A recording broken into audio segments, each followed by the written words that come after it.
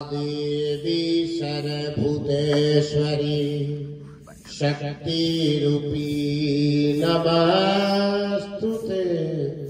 आदेवी सर्वभूतेश्वरी बुद्धि रूपी नमस्तुते।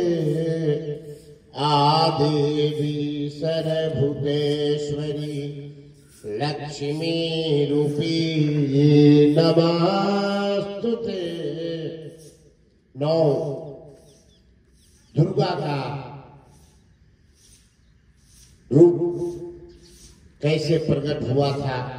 अर्धनारी स्वरूप शिव जो थे, आधा अलंग पुरुष और आधा अलंग प्रकृति दोनों प्रकट हुई थी, जिसको बोलते हैं अर्धनारी स्वरूप।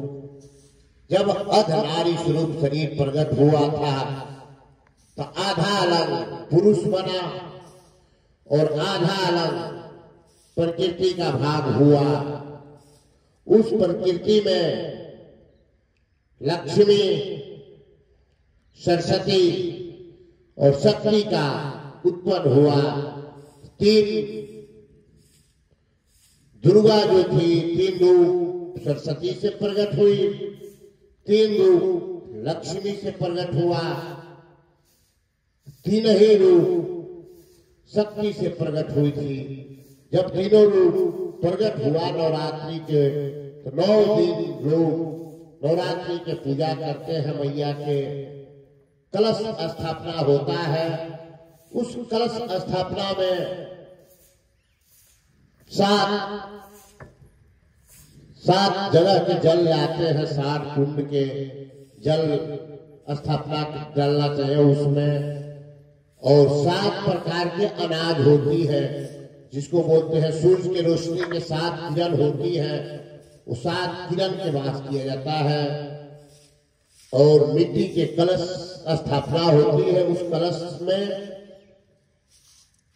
जल का प्रवेश किया जाता है। जल रखने के बाद में फिर 7 अनाज उसको लगाते हैं लोग। 7 अनाज रखने के बाद में फिर सतिया बनाते हैं, उसमें स्थापना किया जाता है माता के। और माता के पुरुष और प्रकृति दोनों माता का एक ही रूप होता है। इसमें कोई ना पुरुष है ना प्रकृति है। सनातन धर्म में इसीलिए पुरुष और प्रकृति दोनों की पूजा होती है। सनातन धर्म में इसीलिए कहा जाता है कि तमेव माता च पिता तमेव तमेव बंधु च सखा तमेव तमेव विद्या द्रविड़म तमेव तमेव सर्गम मम देव देव। इसमें ना कोई माता में पुरुष है ना कोई प्रकृति में कुछ भी है। एक ही स्वरूप माना जाता है। यहाँ मानुष के तन में मिलता है तो यहाँ पुरुष और नारी बनाया जाता है।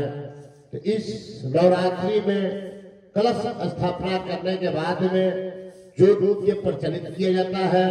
ज्योत प्रचलित करने के बाद में माता की पूजा होती है। फिर उस दुर्गा स्तुति के पाठ करो। जिसके पास दुर्गा स्तुति के ज्ञान है, दुर्गा स्तुति करना चाहिए। कि तो दुर्गा चालीसा के पाठ करना चाहिए, कि तो दुर्गा पाठ करना चाहिए।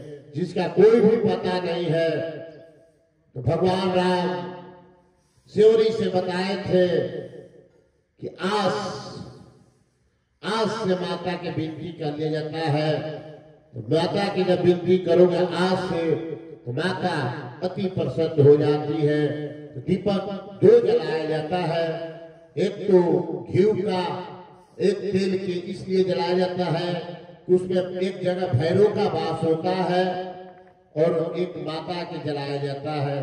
तो माता को विनती करने के लिए आदेवी सर्वभूतेश्वरी शक्ति रूपी नमस्तुते। आदेवी सर्वभूतेश्वरी बुद्धि रूपी नमस्तुते। आदेवी सर्वभूतेश्वरी लक्ष्मी रूपी नमस्तुते। तीनों रूप 9 दुर्गा का पाठ हो जाता है।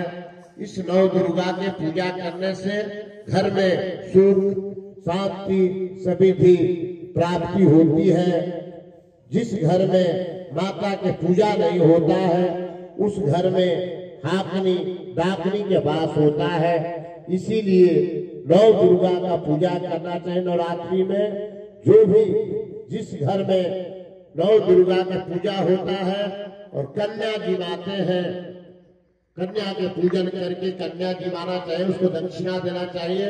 उनके घर में सुख और शांति सब प्राप्ति हो जाता है। इसीलिए सनातन धर्म में नौ दुर्गा का पूजा होती है।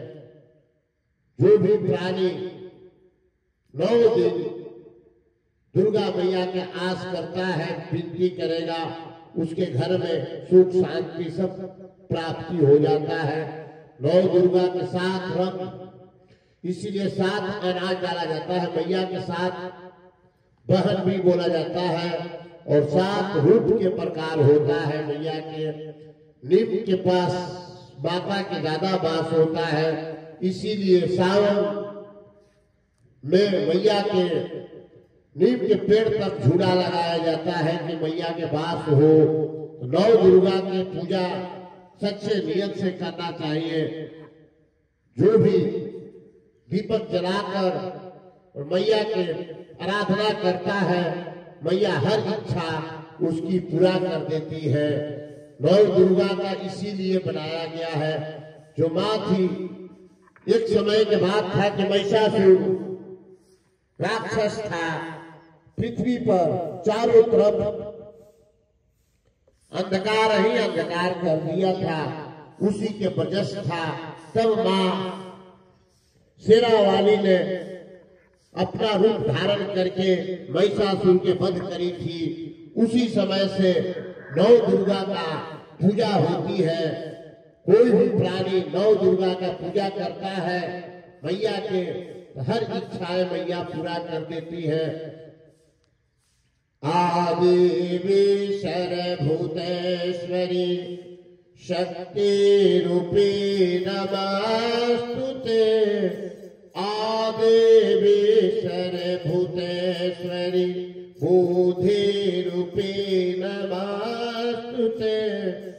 आदेवी सर्वभूतेश्वरी लक्ष्मी रूपी नमस्तुते। माँ की आराधना करने वाला 100 जन्म तक उसको मोक्ष की प्राप्ति हो जाती है। 100 जन्म के जो भी पाप करता है वो पाप नष्ट हो जाता है।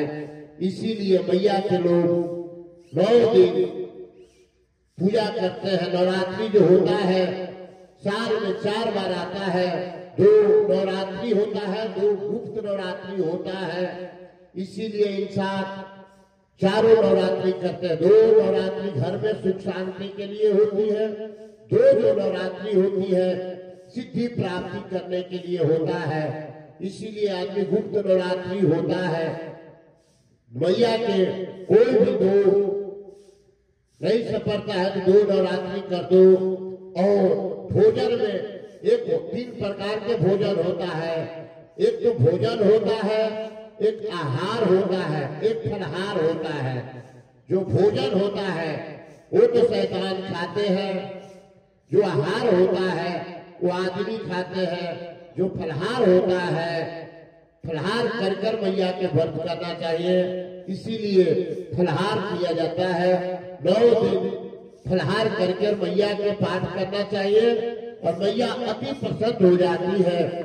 जो भी प्राणी सच्चे मन से फलहार 9 दिन करता है, मैया सच्चे दिल से उसकी हर इच्छाएं पूरी करती है।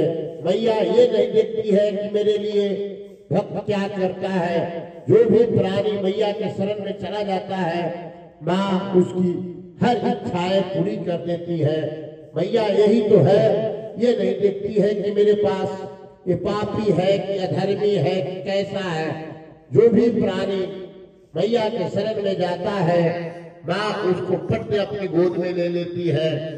जिस तरह बच्चे के रोते हैं तो माँ दौड़ हुए आ जाती है, ये नहीं देखती है कि मेरा बच्चा क्या किया है, पट गोद में उठा लेती है। लेकिन उसी तरह जो माता के भक्त होता है, मैया ये नहीं देखती है कि ये कैसा पापी है, उसको शरण में ले लेती है। माता के नवरात्रि में 9 दिन पूजा करना चाहिए। जय माता जी।